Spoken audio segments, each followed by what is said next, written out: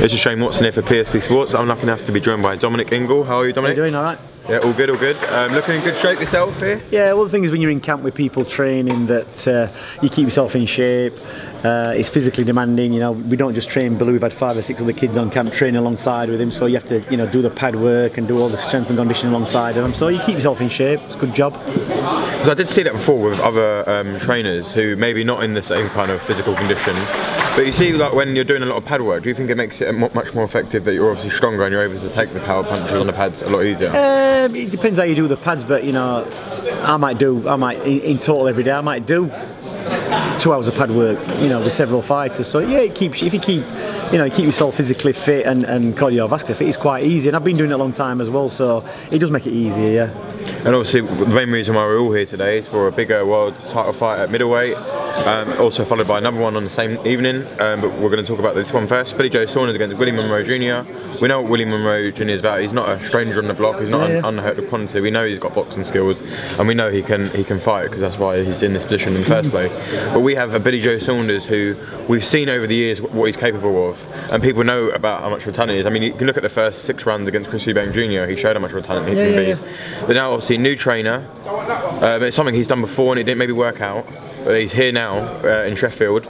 And can you just tell me a little bit what it's like being working with Billy Joe Saunders and how you've gelled as a trainer and fighter kind of relationship? It's always easy when you get, I mean, I don't generally get established fighters coming to me already. It's a bonus when they do, and sometimes, you know, when they do, it's not a good thing because they're set in the ways. Luckily for Billy, you know, I've known him over the years. I've known him from the GB squad at the EAS. I've watched his progress.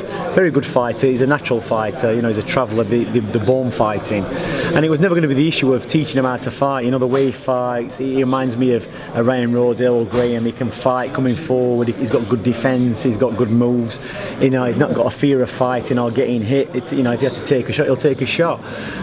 You know, he came and he told me the tale where he saw Kell Brook weighing in and thought, you know, he's a big guy, Kell Brook, in between fights, but he still manages to make weight every time. And you know, he did the smart thing. He came to Sheffield and straight away he dropped in like he trained there all his life. Obviously he knew the reputation of the gym, he knew all about my dad, Brendan, you know, he watched Naz, all these fights, he knows his boxing stuff.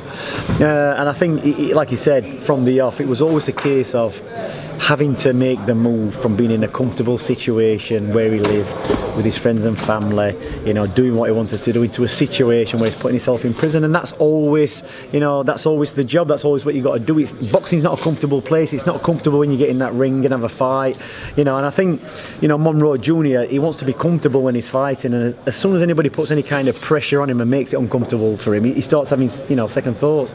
And training Bill, you know, whatever you ask of him, it's in himself, you know. He doesn't want to turn around and say to me, I can't do this and I can't do that. He will keep going, you know, and I know when to stop him, because I've got something already planned out. But he will not stop until he's been told, you know. He doesn't say to me, how many rounds am I doing, how long's this run going to be, how long's this session going to last. He rolls in, what am I doing, do that, right, what am I doing, do that, and he'll do it till he tells him to stop. And he made a point in that, you know, in that press conference, you know, maybe a corner man will pull you out in a fight. You know, the fighter's never going to turn around and say to the corner man, pull me out. Nobody's ever said that to me. You know, Kell Brook's obviously been pulled out of fights in certain situations, but never turned around and said to me, pull me out. And Billy knows that. You know, if the corner makes the decision in fights to do that, then that's down to the corner. But like he said to Bjs-Munroe Jr., he goes, I've never turned around and said to my corner, pull me out. He goes, you quit, you said you'd had enough. And that's just not in Billy Joe Saunders, you know what I mean? They fight to the end. And also, are you expecting the best Billy Joe Saunders to come out on Saturday night? Difficult to say, because like I say, he's had a 14-week camp, he's done everything wrong before that, he's scraped through fights. I think he was in decent shape for the Andy Lee fight, because he knew he got a world title fight. But, you know, it's difficult to say. Hopefully, you know, it's going to be a good version of Billy Joe Saunders. There's still a lot of work to do with Billy. You know, I think in the time frame that we've had, in the 14 weeks or so, 12, 14 weeks we've had, we've done the best job we can do considering the condition and shape he came into. He's done remarkably well. You know, I expected it to be a lot harder. I expected the weight not to be as good at this point, but it was. You know, he's done everything that could have been asked of him in this camp, and I think the marker is going to be when he gets this fight out of the way and hopefully he wins. It's just about a case of winning this fight. There's so much more, you know, that he's got to do with his training. You know, he's only touched on the tip of the iceberg with us for what we normally do. But you know, we have to analyse what he's capable of in a 12-week period of training and make it realistic. We can't set him unrealistic goals.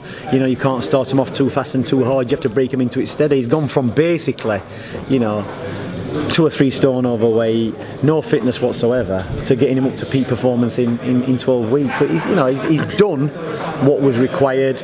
As you can see, he's bouncing around, he's good at the weight, he looks fresh, he looks young, you know, he looks like he's ready for a good fight on Saturday, and hopefully he can take that into the ring. I'm sure he can, because he's not having to be taught to fight. That's a natural instinct with him. You know, he said sometimes I've gone into fights because I'm not even bothered sparring because I just never had the energy, and he still won.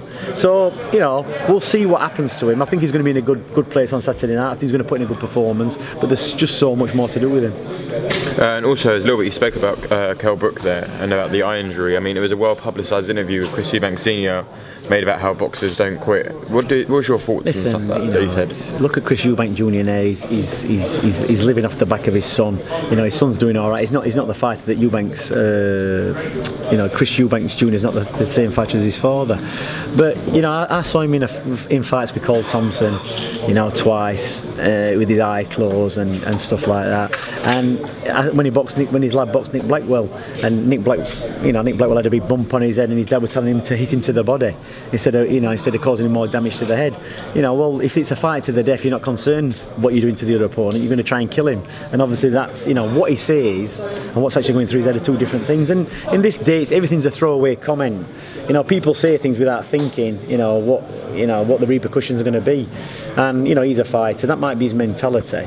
But luckily, he had a good trainer, a very good, experienced trainer over the years, in Ronnie Davis, who doesn't get credit, you know, for the Eubanks years. But look at him now. Ronnie Davis is still in the corner with his lad, training him. And I think if Ronnie Davis had have had the input in the Billy Joe Saunders fight, I can remember, you know, Ronnie Davis trying to say something in that fight to Eubanks Jr. and his dad was interrupting, or Eubanks Jr. wasn't listening. And Ronnie Davis could see what happened. He knew that Billy Joe Saunders was blagging that fight. He got the experience, but they didn't listen to him. So, you know, forget about Chris Eubank Sr. You know, he's done, he's finished, he's had a great career, fantastic fighter, and that's it. You know, remember him for being a fantastic fighter and nothing else, because anything outside of being a fantastic fighter, he's not really anything, is he? You know, his career's finished. So, you know, I don't pay too much attention to them comments. He's not current. He's not a Kell Brook. He's not a world champion anymore. You know, his lad's doing all right. He's still waiting for the defining fight. So then, kind of comments they just wash over the top of my head, to be honest. And also, you got any updates on news on what you expect Kell Brook's next move to be, or when it's going to be next out? I spoke to Eddie, and we're looking at the beginning of December. You know, he's been over on training camp with Billy for a couple of weeks to break into it. Got 12 or 13 weeks to that date. So we'll get this fight out of the way the weekend, and hopefully be back in full camp on Monday morning and back towards another fight in December. Is a move up in weight is what you're expecting? I think maybe the next fight might be at 11 stone, because obviously, you know, it's going to be a steady fight. It'll be a challenging fight, but I think, you know, Kell needs to have a look what he's like at 11 stone and make his mind up then whether he wants to fight. He still thinks he can make 10.5. You know, he did the weight, you know, quite easily for Errol Spence after being up at middleweight. A lot of people were saying he's never going to get back down to 10.5 stone, but the only way he's never going to get back down to 10.5 stone if he doesn't want to do that. You know, if he don't want to put himself through the process of doing the training and the dieting, it's just a harder place to be. You know, when he boxed Golovkin, it was 11.6. It was still hard to get to 11.6. You know, we were telling people that, you know, Kell Brook was eating up to the weight. Kell Brook has to come down every time he fights. So it just made it more comfortable. He was in a better frame of mind when he boxed at middleweight, and he put in a great performance. But you know, you still have to put the hard work in. It just means just a longer camp for 10.5 stone. And it depends where the fight is. I think at this point in his career, he wants the defining fights. You know, he wants the bigger fights. And his last 2 fights, it's been, in my opinion, injury. What stopped him from winning? I thought he had Errol Spence under control after 6 rounds, and the injury, you know, got in the way and played on his mind, and the result ended in him, you know, stopping after 11 rounds. So we'll see. So definitely we were going to be seeing Kell Brook in more world title fights in the future. Well, you know, obviously his next fight's not going to be a world title fight, but he's going to, you know, when you're at that level, that's all you can do. You're always working towards a world title fight. That's where you want to be. You know, you don't want to be fighting at a lower level. You just want to be involved in good fights. Is Amir Khan fight still one interest you? Listen, that's down to Amir Khan. Who knows what Amir? You know, Amir Khan's life's in turmoil at the moment. His missus, his family, everything's all upside down. Imagine having that on your plate and then trying to train for a fight, you know, a fight against Kell Brook. That's the final nail in the coffin, isn't it? So, you know, I can't see that fight happening unless, you know, Amir Khan. I personally think Amir Khan would rather retire than box Kell Brook, but we'll see. Okay, well, thanks for coming to PFC Sports. We've got a lot of good stuff out of you today, and we hope we'll catch up with you again after fight night. No problem.